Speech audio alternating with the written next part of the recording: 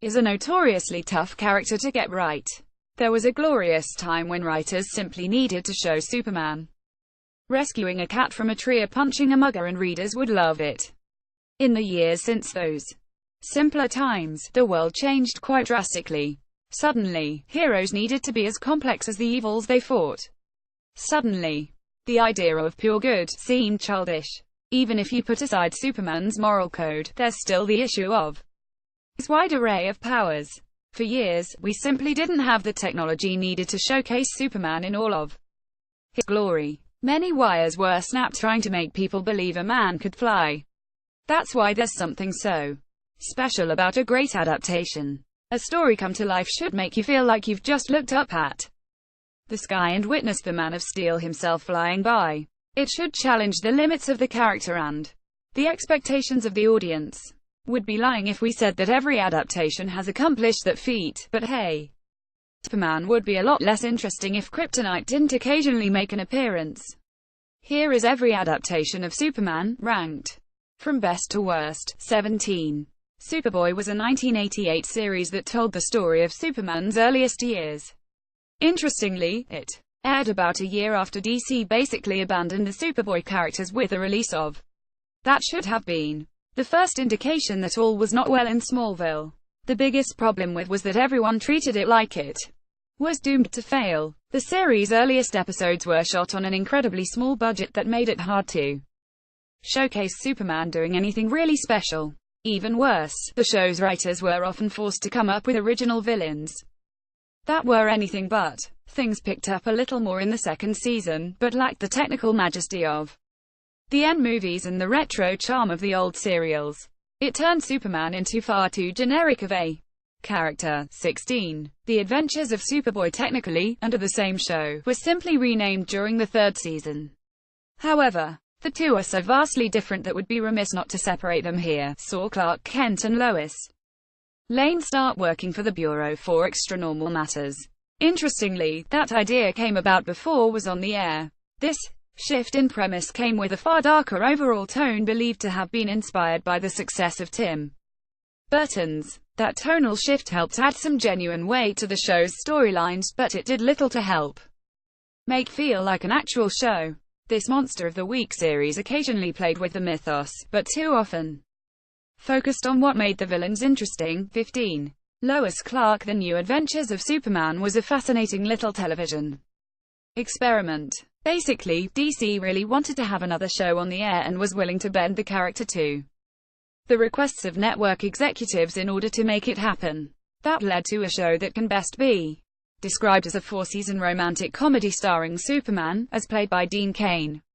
The series focused more on the relationship between Lois and Clark, and less on Superman's heroic adventures. It was a fascinating experiment that was certainly charming, but it's hard not to look back on this show and wonder who it was intended for. Our best guess would be families, but the more adult relationship storylines and the more childish Superman stories have all been done better elsewhere. Still, the show did have its moments. 14. Super Friends: Can you imagine being a kid in 1973 and seeing that someone had made a show featuring all of your favorite DC superheroes? At a time when few superheroes starred in their own movies or shows, delivered them all. There's a timeless, innocent charm to this series that perfectly fits the Superman character. Everything is colorful, villains always get what's coming to them, and every hero is a paragon of truth and justice. All of that is great. However, is really only enjoyable in small, YouTube clip-sized chunks. That's especially true as it relates to the contributions of Superman, who could easily destroy the show's various threats but is usually relegated to using heat vision or super strength near the end of the episode. 13. 1948 Superman serials. In 1948, Columbia broadcasted a 15-part series of shorts across various American theaters. These shorts would air before the feature presentation and almost always ended with a cliffhanger designed to get the audiences to return next week. While the basic mythology is in place, there's Kryptonite, the Daily Planet, and alter ego Clark Kent. These serials strive to tell their own plot. For instance, Superman battles a villain known as the Spider Lady rather than Lex Luthor. These serials are certainly dated, but they do capture the unfiltered wholesomeness of Superman's character at that time quite well. The producers didn't even credit star Kirk Alyn for playing Superman, and instead said they managed to get Superman himself.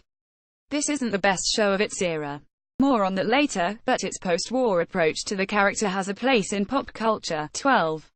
Superman Returns tends to attract pure venom from many comic book fans who talk about it. This 2006 movie was criticized for being too long, tonally bizarre, kind of boring, and too dependent on the nostalgia of the Christopher Reeves movies.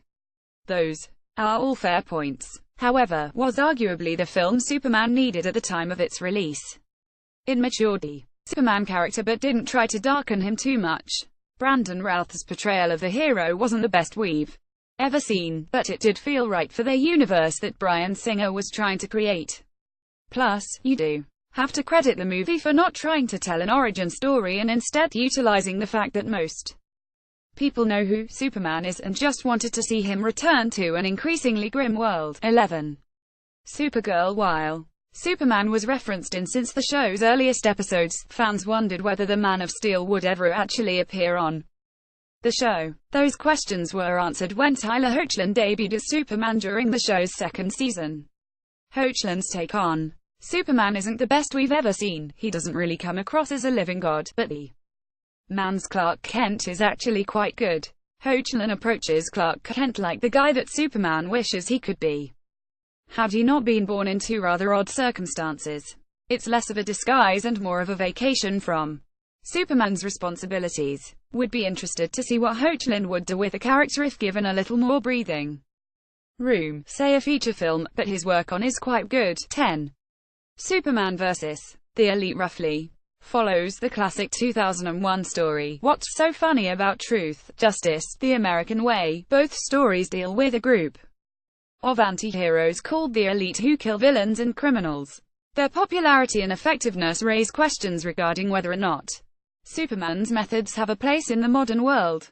We've seen similar stories before, but does an incredible job of justifying Superman's methods by conveying the true extent of his power.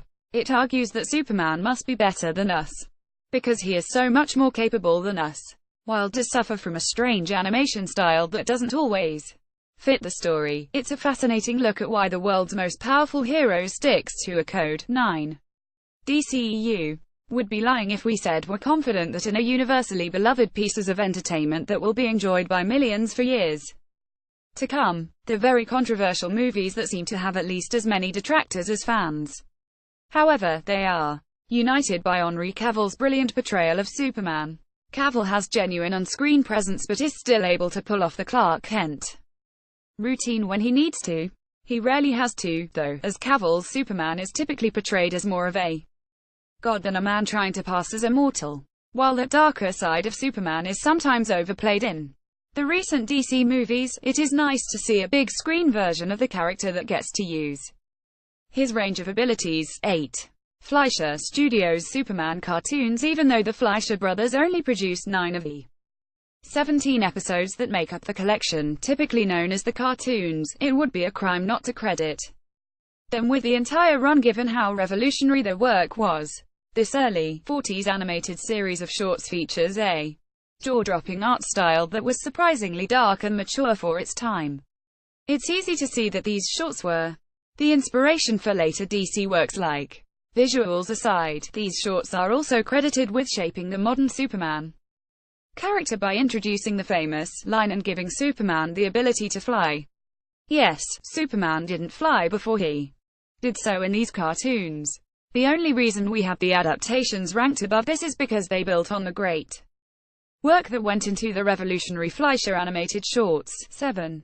Superman the animated series debuted shortly after the almost universally acclaimed. While Superman's cartoon doesn't enjoy quite as large of a following as Batman's does, it was a surprisingly mature take on the character that ranked him among the best children's shows on all of television. Series was never afraid of telling a story that could be considered too complicated for children, but it was a much more fun show than. Reports indicate that the showrunners originally wanted to present a darker take on Superman, but the vision we got does fit the character quite well. It would have been nice to see the writers throw caution to the wind more often and tell slightly bolder stories, but this still stands as one of Superman's finest adaptations. 6. Justice League. New Frontier is an animated film based on the highly acclaimed comic series.